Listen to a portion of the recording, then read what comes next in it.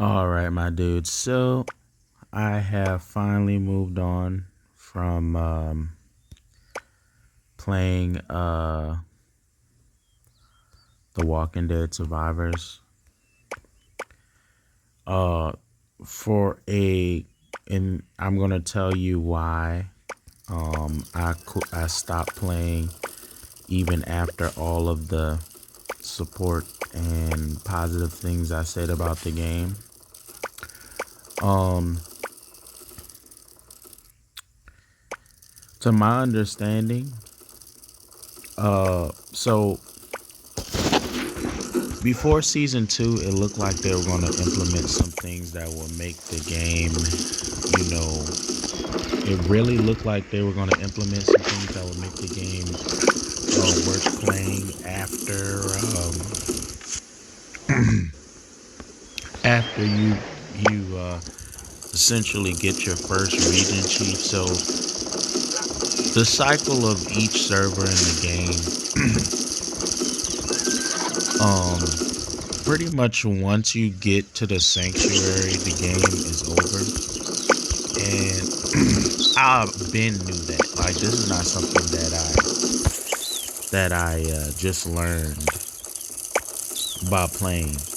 I been knew that. Okay, but I thought with the addition of S2, there would be some features that would uh essentially make the game still playable after you have your first region chief. And so I was basically betting and gambling on that, and that essentially did not happen. Um, what it looks like is the game really does like that rush to get to the first region chief. So because that's when people spend the most money, and I see now that the game is mostly just a cash grab. Um, I really thought that they would update it and do good things for the players, but um, the S2 update was lackluster. The holiday updates were lackluster. So a lot of the things that they said that a lot of the things that they had planned that I was, sticking around to see how that worked out. Uh, it was something that, you know, for instance, the Halloween event. It was something that I felt like they could have thrown that together, just one afternoon. Just what I mean. It wasn't. It sounded ambitious, but it wasn't. Season two sounded ambitious, like it was really going to change the game, but it wasn't. It's just more the same stuff. So I'm bowing out. I'm choosing this time to bow out now. Um, I essentially bet that they would, revitalize the game. The title had a lot of potential, but unfortunately, they went, balls to the wall, greedy with their, with just trying to get as much money as they can, without actually having a quality game. And it looked like and the reason why I stuck with the game for so long is because it looked like they were going to make it better, but that's not what wound up happening. They didn't make it better. Um, I want to encourage people who are going to start playing this game. Just don't. I mean, you have a few toxic people who spend a bunch of money, and I'm thinking the game, silly me, I'm thinking the game is going to implement some changes to prolong you know prolong the playing of the you know main base who plays the game, which is people who don't stay as much. But no, just every chance they get, they're looking for a way to make more and more, squeeze more and more, and make it more and more lopsided. It's just like you have certain people who can drop, well, most people can drop a whole bunch of money on that game, but you shouldn't. And those people who drop thousands or whatever, they do so well with the game. So, like I said, I stuck around because as season 2 and the holiday events just seemed like they were going to be ambitious and they were going to do so much changing things, but the game is pay to win. They're not going to fix that aspect, judging by how they handle these updates. And so it's really not worth it to play. I watched as my server slowly died, so that what the community was saying, and they say that mostly the servers is dead after you get your first region chief. Now the game has its point where it's just very, very exciting, very fun for a little bit. After that fun part, it's just all downhill. Like people just slowly start quitting one by one. Activity is stagnating, and the things that I want to accomplish, like become one of the top clans, I actually did wind up accomplishing that. But the way that I did it is that essentially I got into my clan started ranking in the top 10 in events because the top clans became inactive. So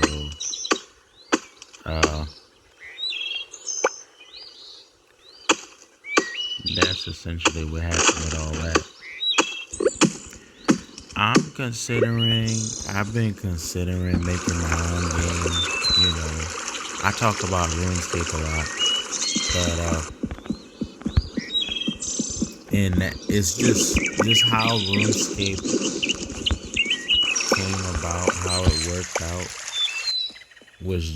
is very inspiring, and I kind of want that kind of success for myself. Just RuneScape just has such humble beginnings. I mean, it was made by these 3 brothers or something, I think. And it just seems so doable, like somebody, like I could make it. And so this game, let me give you an example. This game, for example, this is Harvest Town. And it is like a beefed up version of Stardew Valley, which Stardew Valley was a remake of Harvest Moon. And the guy made millions off of what was essentially just a remake of a game that he did all by himself, at least initially, and then they added a multiplayer version and stuff. But I purchased that game. I have it on PC. I almost bought it for mobile too, but instead of buying it for mobile, I just started playing this game, which is free. But RuneScape, I mean,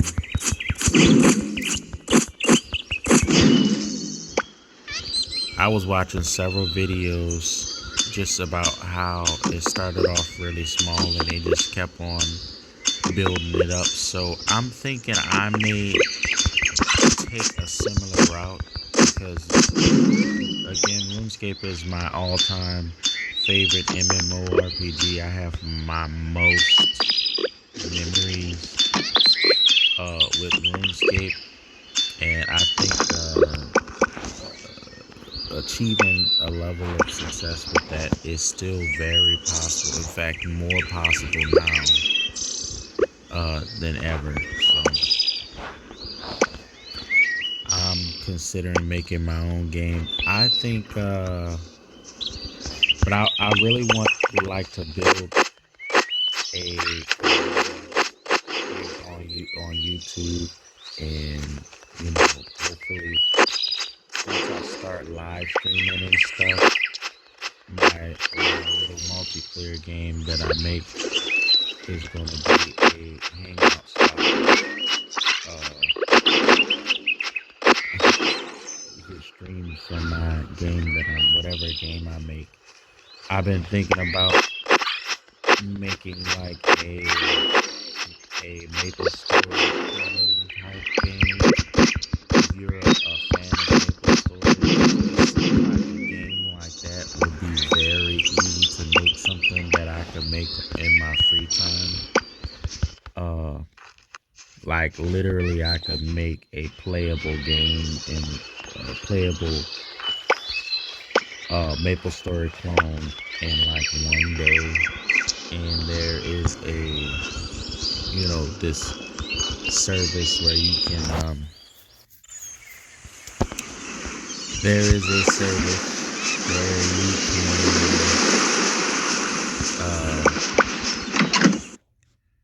can get a server, and you can have 20 people online for free, and then you can have up to like 2,000 people online at once.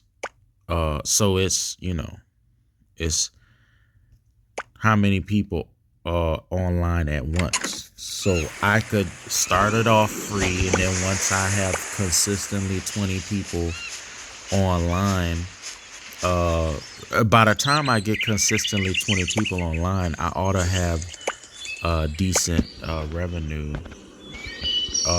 ad revenue, and I could do like a subscription thing, do like a Patreon, well, yeah, a subscription type thing, essentially, to keep it going. I mean, if people like playing that, if people like the game, I'm thinking maybe it could be like a browser based, just like RuneScape, because what made that popular was the accessibility. Like anybody with a browser could get on RuneScape. A lot of these MMORPGs just don't get it. They don't get it that the convenience is going to get a whole bunch of people in. I've been watching videos. So you want to make an MMORPG? Like really negative videos on making your own MMO, and they're talking about what the ad budget for big MMO games. First of all, and they're like, you're gonna need at least $1 million to make one, and it's like, I mean, the most successful RuneScape is super successful. Just the most successful things, period, start off simple. If it can't start off simple, if it can't be profitable bare bones without you investing a whole bunch of extra moolahs, I guess I can't chop that tree. Then it's probably not a good business model. Yeah, those games use $1 million, but I don't think that's necessary. I think I could create a community of people that I play games with. I already have a few people that I play online games with. And then when I get ready to launch my game, just launch it with, my little community of people that I built. The people who essentially, they're just playing it because of me. You know what I mean? They just playing it because they like me as a person. And the most important part of an MMORPG is the community. You can have a bomb game with hyper realistic graphics, but if nobody who is cool plays the game, then it's not going to get played. It's not going to be successful. So you could just have a crap. It could be a tic-tac-toe game. It could be a tic-tac-toe online, massively multiplayer online tic-tac-toe. But if you have a good community, people gonna play the crud out of that tic-tac-toe. That's what I believe. You know, you don't need something super flashy. This game, for example, I logged so many hours with Stardew Valley. It is the opposite of fancy. The opposite of fancy. Okay, even this game, which is very fancy compared to Stardew Valley, this is still not that fancy. Okay, so I really do believe there's this thing called RPG Maker. I may try that. I really do want to learn how to code from scratch though. Okay, so I got my melt workshop and then go back to David. But yeah, that's the future of where I'm headed with this. I really do want to build something that because I was looking into more side hustles, things I could do to make money on the side, and just the story of RuneScape just really inspires my heart. So, you know, I went to school for digital art and media, so I could do Creative Cloud and all of that. I know how to code and all that. So if I want to make a game, I literally have coded a game, multiple games before, for a project, for a project in college. I made a snake game. I made a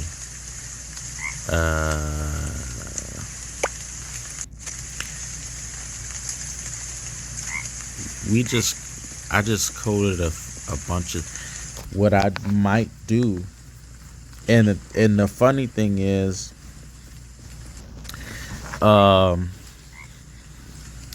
RuneScape was coded in JavaScript originally. That's where jagex comes from. I think the JA part is short for JavaScript.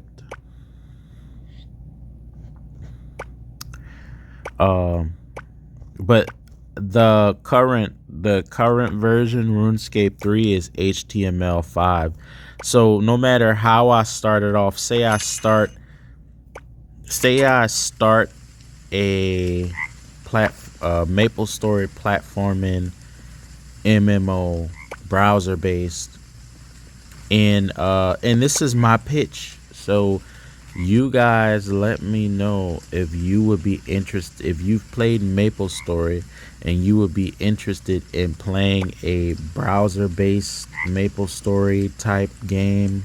I know people are gonna play it, even though it's been done. Really, that's okay. Let me show you some people who became majorly successful, started from the bottom, now we here, by doing something that's already been done. Steve Jobs, he did nothing new. All he did was make something that was already invented, already been done. He packaged it, made it pretty, and to this day, that's what that company does. It just makes pretty. It just makes pretty pretty computers to this day, and really compared to the competition, it doesn't even do that well of a job with that anymore. But people still buy it. People still buy it. You know what I mean? The phone is made out of aluminum. They're like saying, "Oh, this is a premium phone," but it's made out of one of the cheapest, most ubiquitous metals you can get. You know, it's made out of aluminum, the same material that a Coke can is made out of, and they're taunting this as a premium item. Like, for $1,000, that phone better be made out of platinum or whatever. you know I would imagine the materials and the cost to make those phones, they say it costs like $200 or something like that. I doubt it. I bet it costs like $20, if that, you know, to make all of the components and put it together.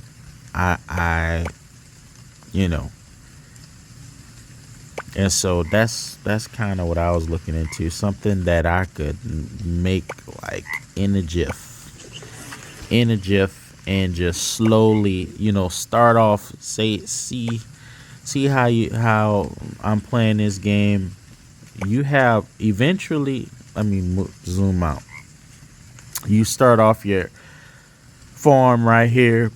You have this little plot of land, but eventually you're gonna be all over here, all over here, all over here, all over here. But the game is 100% playable at the level that it's at right now. So I could start an MMO, uh,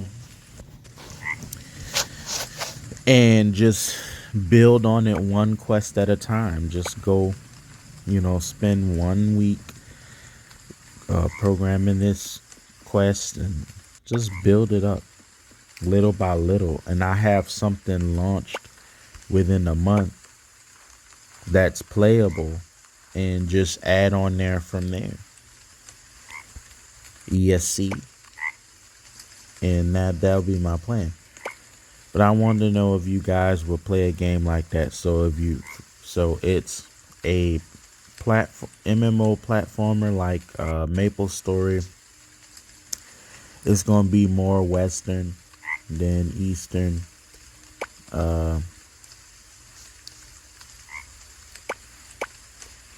It's gonna be more, Maple Story has that like Japanese cutesy, which it could still be cute, but it could be American cute, like this game. Like, this game is very American looking. I mean, it doesn't look too Asian. But I am trying to build this kennel. But yeah, that's the update. That's the direction I'm headed. I'm playing Mobile Legends, but right now, oh my God, I may continue playing it. I don't know. I've just been annoyed because a lot of times you die. Each kennel can hold one dog, and I already have enough materials for one kennel. But yeah, I've been playing Mobile Legends, and I'm just annoyed because the game just been pissing me off. I think because it's a new season, you have really professional, try-hard people in the lower rankings. But I'll play it as much as I want to. I was going to focus on one game for this channel, but I like variety. For instance, when I was playing RuneScape, I was playing I was playing Yo Ho Ho Puzzle Pirates at the same time, which is a very good game. So I'm just gonna have multiple games. This gonna be that kickback, you know. Recommend some mobile games for me. I'm in a transitional time in my life, so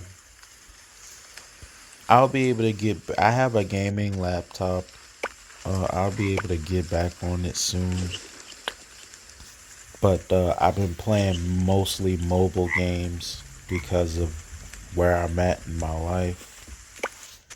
But I do plan on eventually getting that PS5, and I may be playing Resident Evil and all of that. And I want to get all those games on here. Um, yeah, I want to get all those games on here. Definitely gonna play the next Elder Scrolls when it comes out. Defo, defo, defo gonna play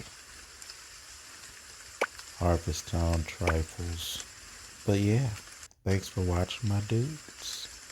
Don't forget to like, comment, and subscribe. See you on the next video.